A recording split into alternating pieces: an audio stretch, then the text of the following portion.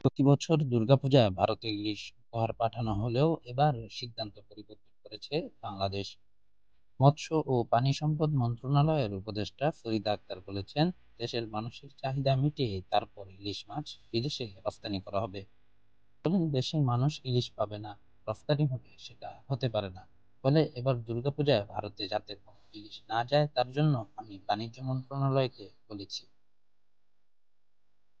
ইলিশ মাছের দাম নাগালের মধ্যে নিয়ে আনারও প্রতিশ্রুতি দিয়েছেন উপদেষ্টা।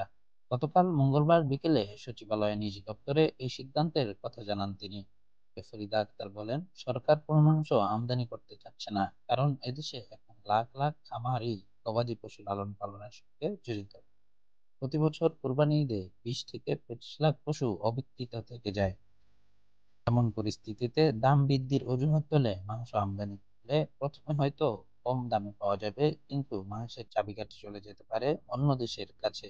উৎপাদন ব্যয় কমিয়ে মাংসের দাম কমানোর চেষ্টা করা হচ্ছে বলেও জানান তিনি। আবু সুফিয়ান মানসুর, টাইমস।